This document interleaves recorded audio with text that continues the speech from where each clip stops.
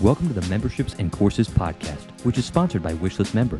Learn more and get free membership training by visiting wishlistmember.com/free. Now for the regular podcast. All right, welcome everybody to the Memberships and Courses podcast. We've got an exciting treat ahead of us today.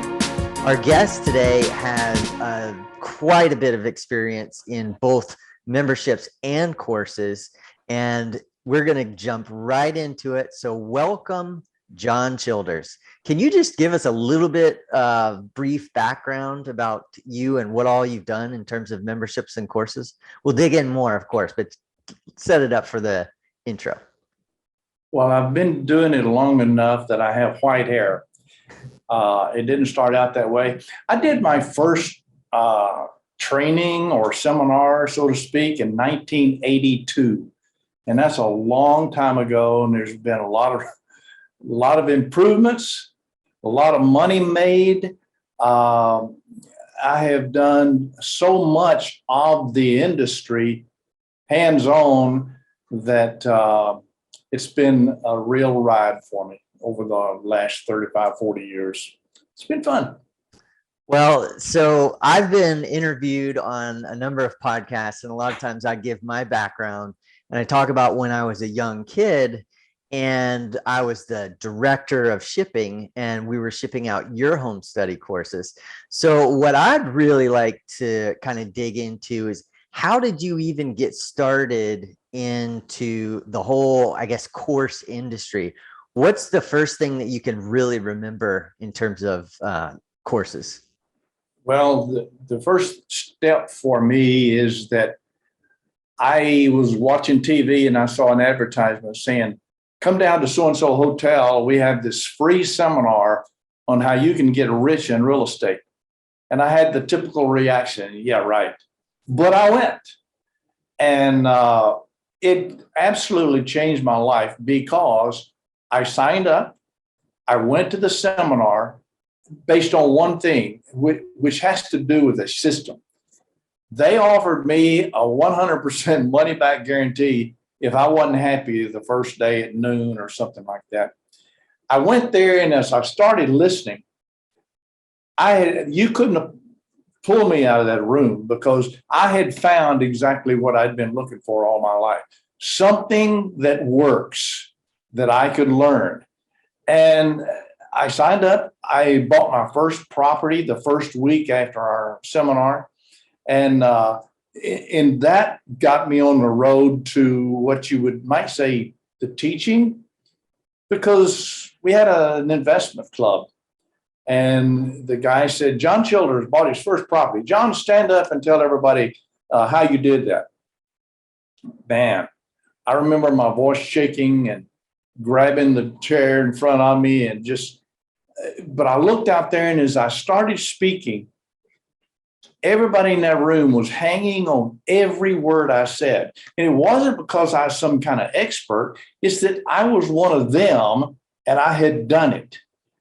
Well, at that time, if you wanted, so I got that feeling of, I like this, of being in front of the room and sharing information and helping people overcome their obstacles. But the only technology, I guess you would call it, that would help you get involved was a live seminar. So if anybody got started, did live seminars. Then a guy came along, it doesn't make any difference, but his name was Joe Land. And he changed our industry because he did something that I've never heard of. He would invite you to an all-day seminar, and at the seminar, he sold a home study course. Now, what that meant was there were cassette tapes back then, but you could take this home with you and listen to the tutorials again and again and again, because with repetition, you learned a lot more. And these were the principles that I was being introduced to. So I did my first, I attended a seminar. And then in 1982, I taught my first seminar. And then I did something else that I learned from Joe Ladd. While I'm teaching my seminar, I recorded it. so that I would have a home study course that I could sell to people who wanted to listen to it again and again and again. Now, just thinking about this just reminds me so many years ago of how things have changed. There was no such thing as a membership site back then. However, there were things that you could participate in if you were a member. And so I guess that was a predecessor to membership sites or whatever. And what comes to mind was the investment clubs that were being started all around the United States.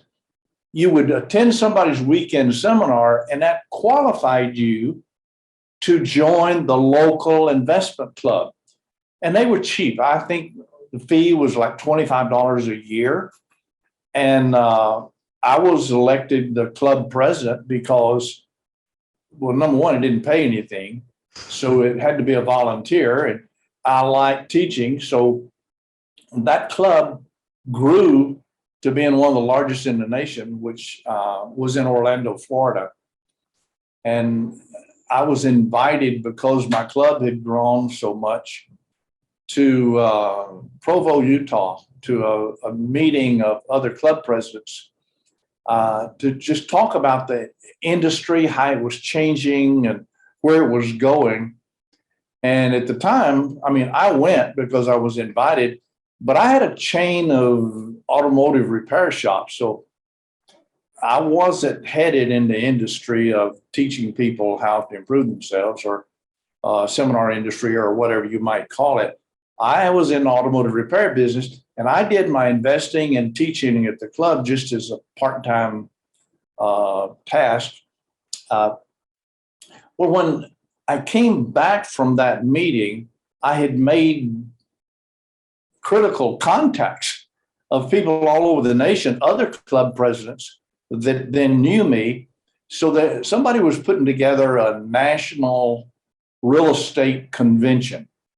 And they called me and they said, we met you at this meeting in Provo, Utah, and would you like to be one of our speakers at the event? And I said, well, yeah. They said, well, you'll need a home study course. Do you have a home study course? And I said, yeah, but I didn't.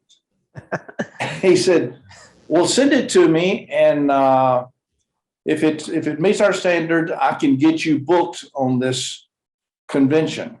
So I said, okay. And so a week or two later, he called me back. He said, did you send that home study course? I haven't received it. And I said, you didn't get that?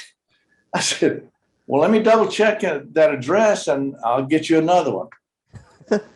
Well, I still didn't have it. So when I said I did my first event and then I recorded that event to have a home study, the reason I did my first event is so I could record it and have a home study course when I went to Dallas, Texas, which was my first convention that I ever spoke to.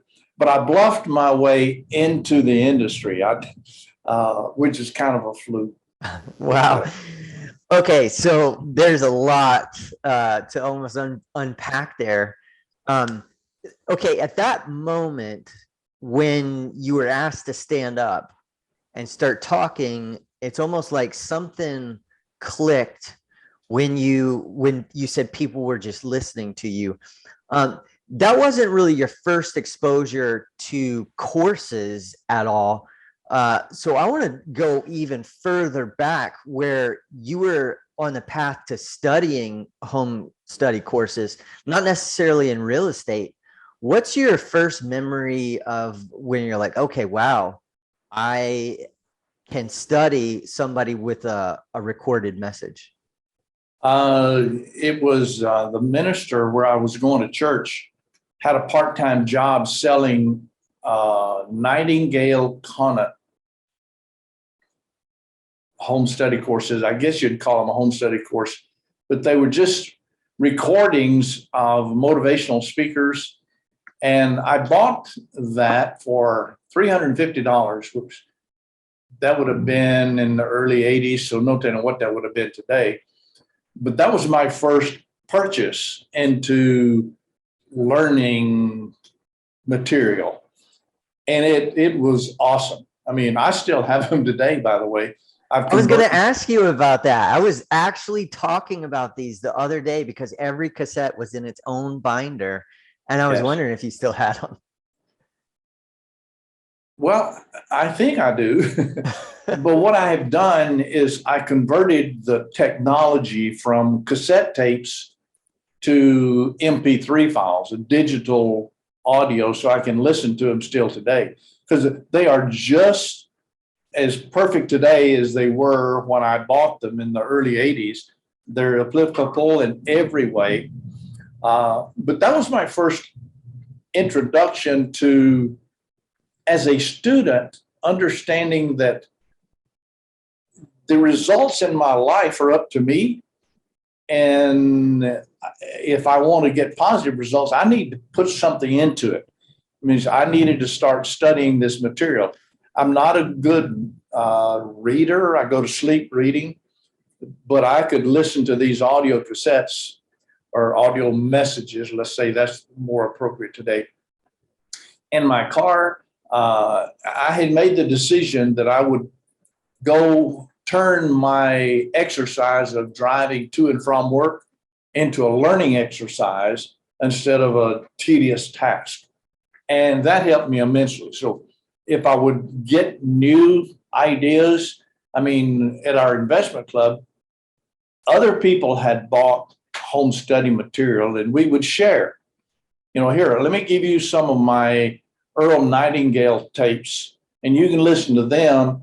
And he would give me some tapes on other subjects.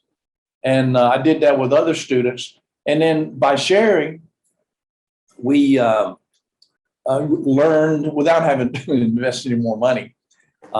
Because, see, like then the way if you owned a home study course, the way you protected your content, your intellectual property, was if they didn't buy it, they couldn't get it. And if they shared their tapes after they had bought them, I didn't care because I still had sold that original set. But the new industry that you're in, where you have membership protection, wasn't available back then. And so we struggled through the infancy of selling materials, and that's how it was sold. We sold it on cassette tapes. Well, so it sounds like you've been dedicated to learning all along the way. So surely you must have been an excellent student when you were a kid. You learned all this going to school, right? Yeah, I was an excellent student. You can check with any of my past teachers and professors. I can only tell you that because they're all dead now. I was just the truth is I was a terrible student. I quit high school because I'd failed the sophomore year, and then I had to, so what would have been my junior year in high school, I was not a junior, I was still a sophomore. Well, I failed that year also. So I was not a good student. Most of it had to do with, I don't read. I didn't do homework and that kind of stuff. But so my life changed because I found a media or a method or whatever you might refer to it. Today, I just call it technology because there's so many different ways to learn. I learned that by getting those cassette tapes, and it just made all the difference in the world. And if it could change my life that much, I thought I wanted to be part of the industry that would help other people change, because there are a lot of people out here that struggle through their formal education years. You can call it schooling or whatever it is. we struggled, but it didn't mean we were stupid. It didn't mean we were ignorant. It meant that that wasn't a method of learning that resonated with us. So today you have so many different methods of learning, but all of them, one of them will work for just about anybody.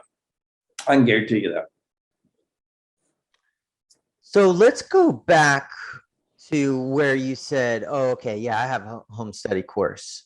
And obviously at some point you did have a home study course. And I remember duplicating those tapes. And I mean, we duplicated and sold a lot of home study courses.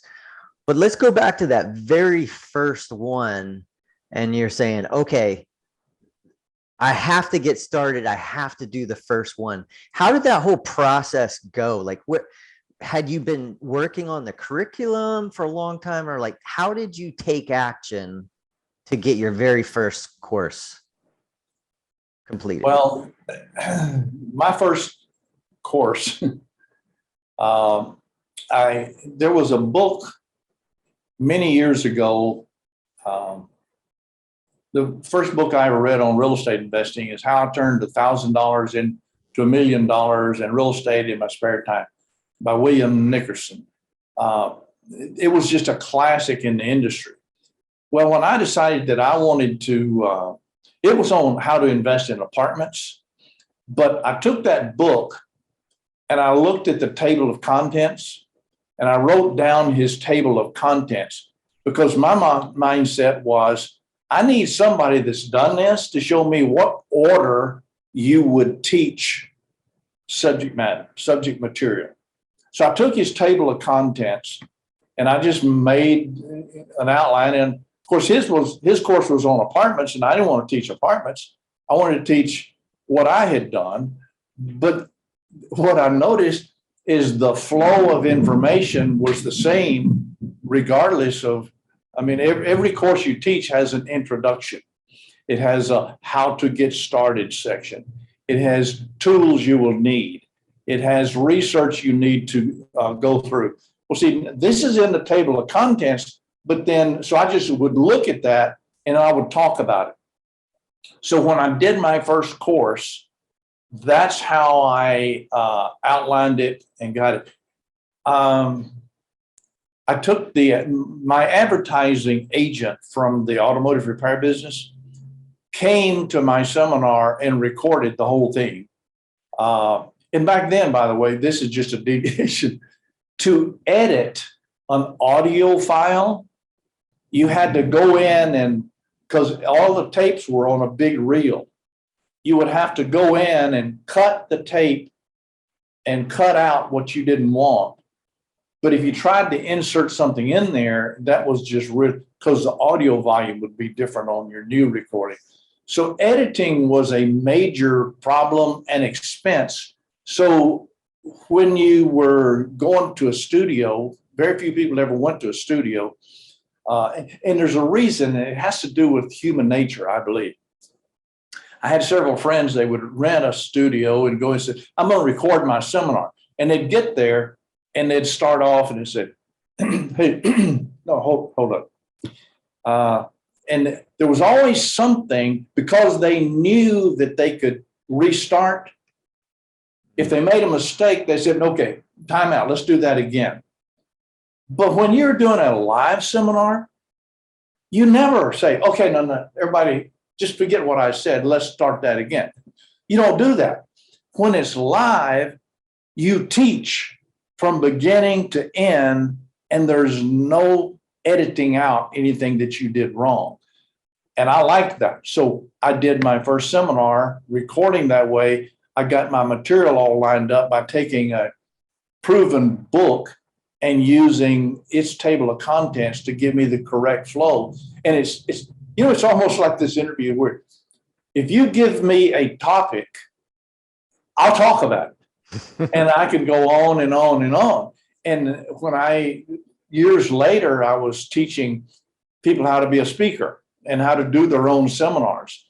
And that's one of the things that I would tell them. Just if you just write and make an outline of the correct flow, get in front of a live audience and you can record your subject material the same way I did my first one and got started. Okay, well, I want to jump there because you said that you also taught people how to create information, to become a speaker and everything. So I know that you have said in the past, you made your first $1 million investing in real estate, but then you made your second $1 million. And how did that whole timeline go down? Oh, well, I made my first $1 million in real estate doing what I had learned with what I said, with the formal seminar I went to. And I made it it was like 3.5 years that I went from getting started to accumulating $1 million worth of net worth in real estate. Well, I didn't realize, I should have, but I didn't realize that was such a big deal. But making $1 million in less than 4 years impressed a lot of people.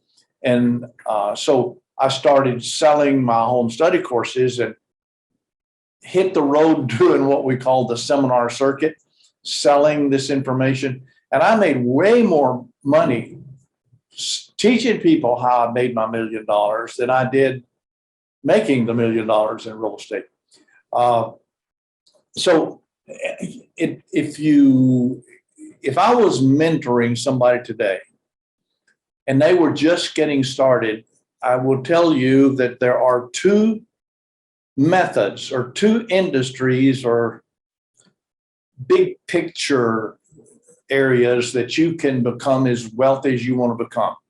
One is real estate, and two is having your own business. Which you look back at, well, I made really good money in the automotive repair business, and because I had a business of my own.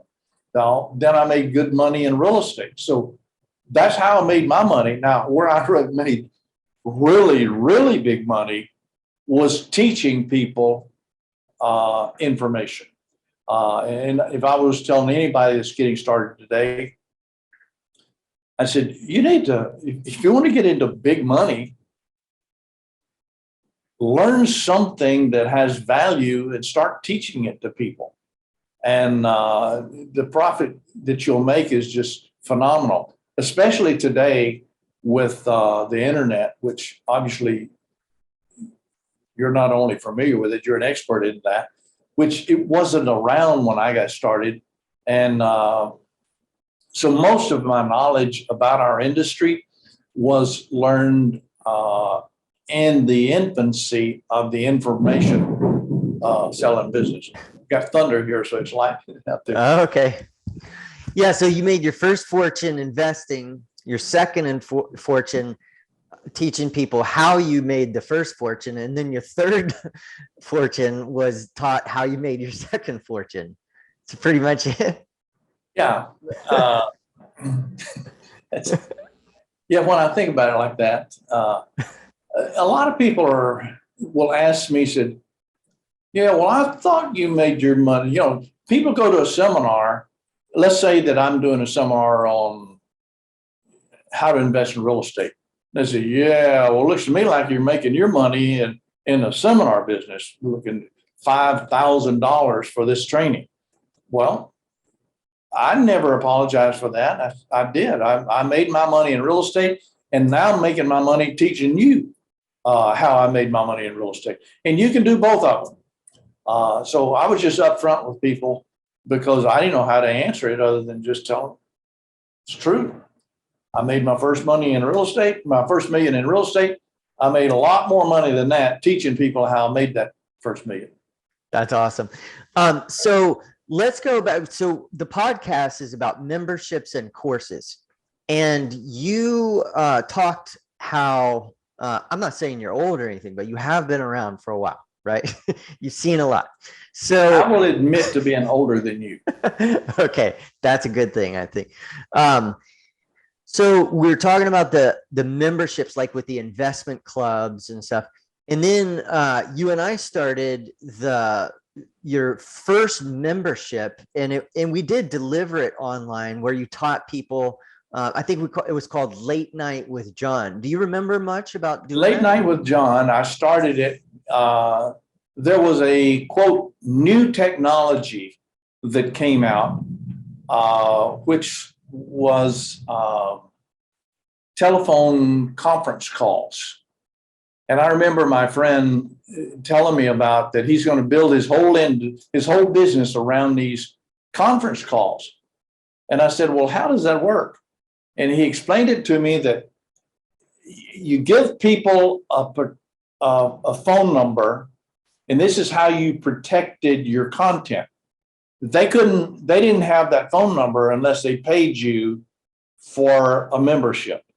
And you'd give them the phone number. And to my brain, I said, this is not going to work. This is what my thoughts were. People are not going to pay, quote, long distance charges and then listen to somebody for 90 minutes. Because when I grew up, if you called up, you said, hey, Tracy, so-and-so's on the phone, it's long distance. That means somebody's paying by the minute for this phone call. And I said, you got a whole new industry starting in which for people to learn, people to listen, they have to pay long distance charges. He said, yeah, that's the way it works. I just didn't see that it would work. So after he proved that it would work, people will pay that. I started my first, quote, membership program was Late Night with John. Now, listen to the name, Late Night, because if you had a cell phone, back then you had to pay for the minutes you were on the cell phone, unless you call someone after 9 p.m. If you called after 9, it was a free call. And they see today all your calls are free on cell phone, but back then it had to be after 9 p.m. So I said, now I've learned that I could have a membership teaching event and people would not have to pay the long distance charges.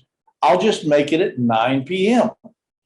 And that worked really well, by the way, because I charged people $197 a month.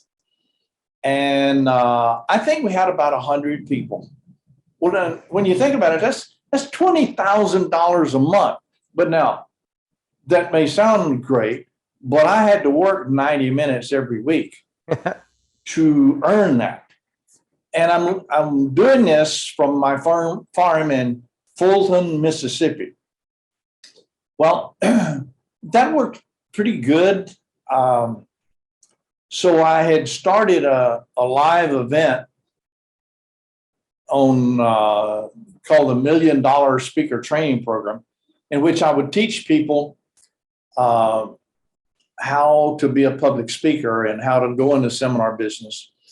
And that was very expensive, by the way, for them. It was $5,000 a piece, and they would come to a 4-day event.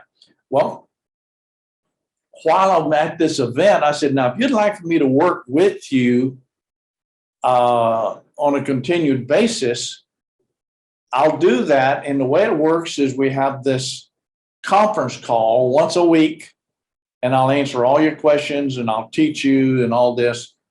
And I got about 100 people, and they said, how much is it? And I said, and I remembered, well, the first thing I did was $197. I said, well, this is more valuable. And I said, it's $300 a month. And I had about 100 people on that one. And I would do them back to back. So I would teach for 90 minutes on real estate, Late Night with John. I'd hang up my phone, and it would be 10:30 p.m.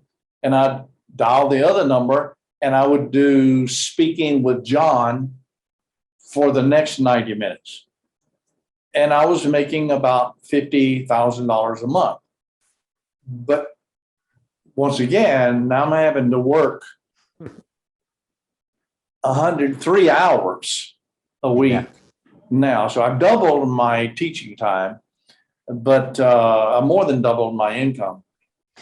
So on the Late Night with John, let's go back to that for just a second. And that was real estate. And I remember that one went on for a long time until you finally, it wasn't that it just dwindled away.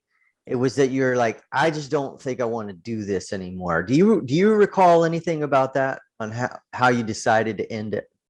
Yeah. It's, see, you learn when you're the first in an industry, or when you're doing things that no one else has ever done before, or that I'm not saying I was the first to ever do that, but I was one of the first, and I didn't know anybody to learn from their mistakes. So I had to make the mistakes as I went.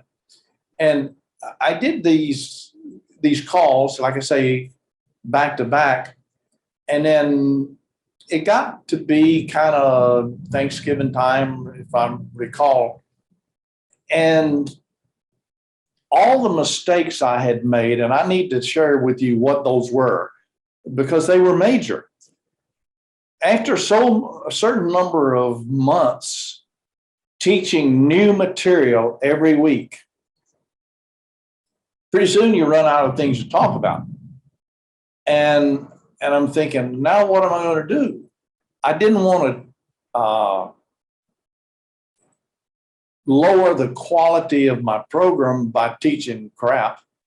So I just said, okay, I'm done. So the mistake I made was, if you teach new material every lesson, whether it be daily, weekly, biweekly, monthly, whatever it is, you will run out of material eventually. So that was problem number one. Problem number two is, if you weren't there in the beginning, you had a major problem because you had to start paying and come in the middle, and you missed all the first parts. That was probably a bigger thing. Now today, when you look at the really good membership sites, they'll have a mixture of content and methods of learning. So when I do my trainings today, I have what I would call basic content information is recorded. You can do them video trainings, audio trainings, written material, PDF files, or whatever. But you need your basic content to be delivered so that people can start your program anywhere and start from the beginning. So they would learn the recorded information, which are the basics, no matter when they entered your program. And then when they get on the live calls, today they're called more like webinars instead of conference calls, and they're video like what we're doing now. It was, you can teach a different type of content with your webinars. Now, as a suggestion, this would be more like in the topics that I teach, real estate and infopreneuring. Let people ask their questions. Like in real estate, when I started opening it up and said, okay, now Saturday we're going to do a special call, and I'm going to walk you through any deals that you're putting together right now. Well, there's no limit to how much of that you can teach. And it's really interesting every time somebody does it. And one of the things that I was a student in, the guy would, he'd say, okay, I'm going to do a review of your website and show you what you're doing right, what you're doing wrong. And it's just a website critique. Those were really good calls. And I'm sitting there. Now that's where I'm saying I could learn from a guy like that. So he's showing me, I'm not going to do website critiques, but I can do presentation critiques on people that have a sales presentation. So what I learned from the mistakes I made, because I had another membership site later on that I ran into the same problem. There was no way you could enter after I had started it. And then when I got through teaching all the things, I got tired and I quit. But today I can teach those subject matters by walking through their deals and critiquing them on the presentations or whatever material there or projects that they're working on then. So that's some excellent points. And you're talking about people starting at one point, and then you give everybody starts at the same point, regardless of when they come in. And so in membership sites, a lot of times we call that dripping content. And specifically in Wishlist Member, we call it scheduling content. So scheduling content. Yeah, we schedule it so that you get this on day one, you get this after, you've been around for 15 days, 30 days, and so on. So we talked about the late night with John, which was the real estate. And then the other one was the speaking with John. And you did something that was really unique. And I think that you were probably the first one to ever come up with this concept. You promised that they would get a book that they could use in a very specific way. And then tell us about how you did that, and then kind of over delivered it and got into the stick strategy on it. Do you know what I'm talking about? Are you talking about when I would write a book for them? Well, yeah. And you said, I'm going to give you the recording rights. Oh, okay. Right. Now, see, my mind went to a different thing than what you're asking. Yeah. I have a writer that's really good that I met many years ago. And he's what's called a ghost writer. And a ghost writer is almost all books from people like me, you, or anybody. The way they're written is with a ghostwriter.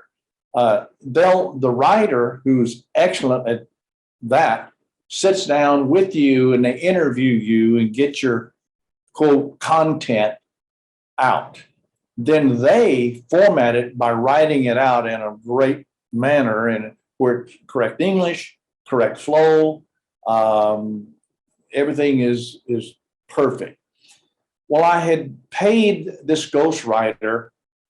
It doesn't make any difference, but it would normally cost me around $5,000 or $6,000 to have someone write a book for me. And I would just give them the topic and a general outline, and they would do the research and write that book for me with the interviews they would interview me, get my input. Well, when you think about that, I can sell those books now because they're mine. I'm the author of that book. Now, I can sell those books for, let's say, $20 a piece. Well, I had 7 of them. And I'll try to remember some of the names. I was like, how to make money, how to save money, how to invest money, how to teach kids financial skills, salesmanship. I had like 7 different books that I had written, and you're not going to get rich unless you sell 1 million copies of each one. So it hit me one day when I'm teaching these speakers, the subject matter would always come up. Well, John, that's good. Your story was interesting about how you get started, but how do I get started?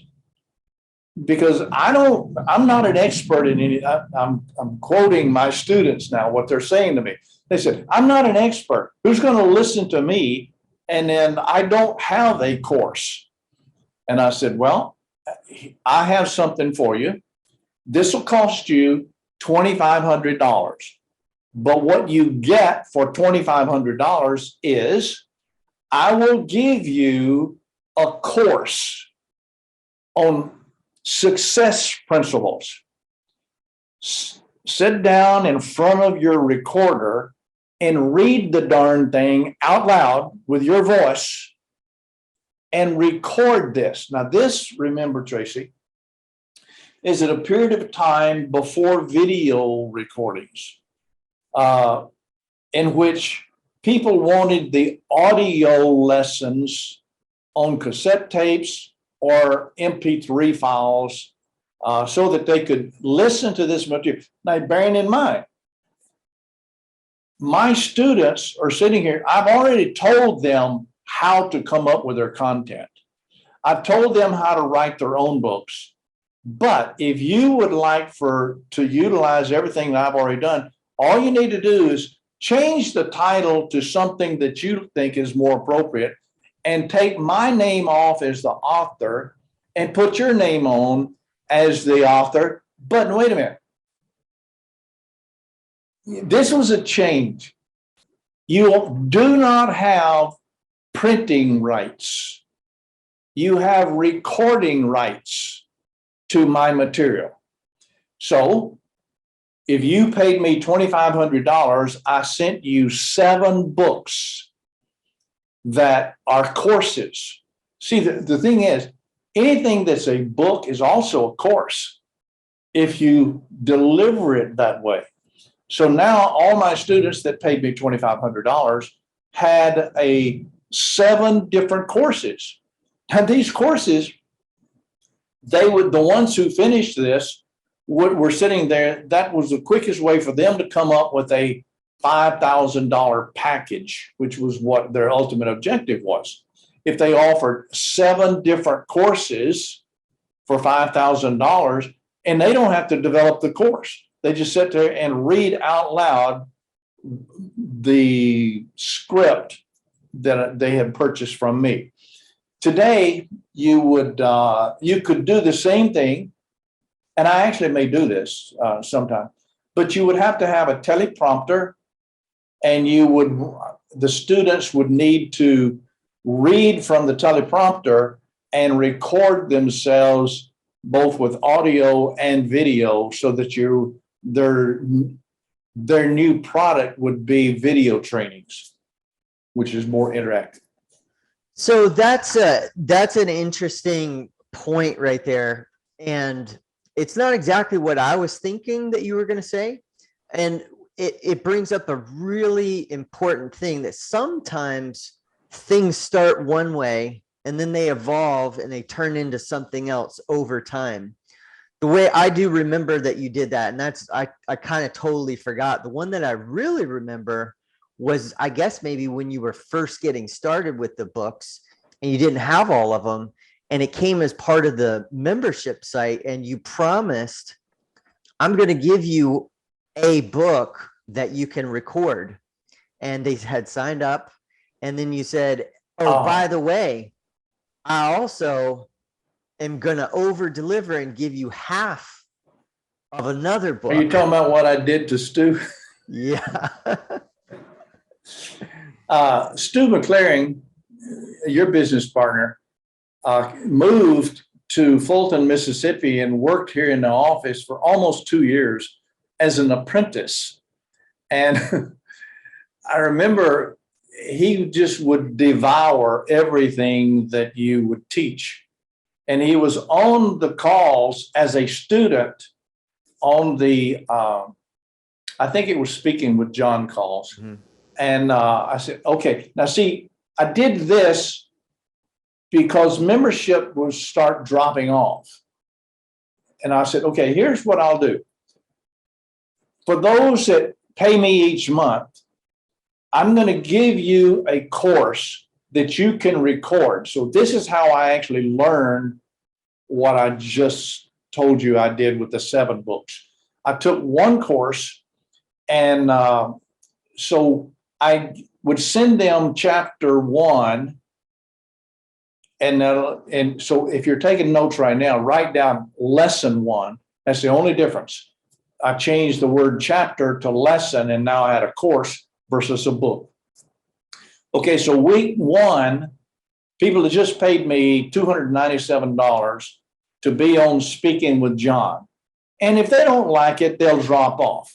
Well, I don't want them to drop off. So what I did, I said, as a bonus, I'm going to send you these books, these lessons that you can use to record. So I sent them lesson 1 on week 1, lesson 2 on week 2, 3, and 4. So at the end of 4 weeks, they had 4 lessons, but there's still 8 lessons to come. Then what Stu later on, he told me he was so impressed with is month 2, I started a second course. Now, see, he had already in his mind understood this. It's going to take me about 3 months. I only wanted to sign up for this membership for 1 month. But to get the course that you're giving me, I have to be here for 12 weeks to get the 12 courses or 12 lessons. Then in lesson 5, which was the second month, I started a new course that they could get for free if they were paying members. The Stu just went, oh my gosh, he just got me for another so many months. So I built in this idea because of the problem of you get membership drop off, attrition or something, I think that in the industry you guys call it. So, I had done everything wrong, and yet I had made so much money. Just don't wait to learn how, just start doing it. And if you make $50,000 a month for a year, take your money and live with the fact that you failed after 12 months. Wow. You have some great stories when it comes to memberships and courses. And I sure do appreciate you spending time with us on this episode 1 of Memberships and Courses podcast. So if anybody's listening and they wanted to learn more about you, how could they find out more? Well, I would say go to childerschunks.com. Now, my name is spelled Childers, Childers, and that's by coincidence, that's the same as yours. Chunks is CHUNKS.com, because the course I put together is, as you see, I'm telling people I'll give you recording rights to my courses. Well, in Childers Chunk, I took the sales presentation that everybody has to develop their quote selling presentation, and I broke it down into what's called chunks. You learn this piece first, this piece second, and I gave people the permission to memorize it. Use my presentation, it works, and just use it verbatim. So that's why we set the course up, and it's set up to, if you go to Childers Chunk and put your email address in there, you'll get on our contact list and hear anything that we're coming up with. You'll hear about it. All right. Well, thank you very much. I want to say John, but I guess I should say thank you, Dad. All right. I appreciate being on your call, Tracy. Thank you. Bye-bye. Well, you made it all the way to the end of the podcast, and I appreciate that you listened to the thing in its entirety. I hope that you received a ton of value. We spent a lot of time to try to bring on the best guests as possible and really pick their brains to provide value to you. If you enjoyed the podcast, please leave us a 5-star rating and review. It goes a long way in helping us reach more people with these topics about memberships, starting an online business, online courses, and all of that. If you got a lot of value, then please even share this on your social media or tell a friend or a colleague about this, somebody who needs to hear what we just talked about. On top of that, this podcast is sponsored by Wishlist Member. Wishlist Member is a WordPress plugin that allows you to convert your WordPress site into a fully functioning membership site where you can sell online courses, digital products, and the like. If you want to learn more, visit wishlistmember.com/free, and you'll get tons of free membership training, tons of valuable stuff just like you got from this podcast. It's just one of the efforts that the Wishlist Member team is doing. With that being said, thanks again. Take care.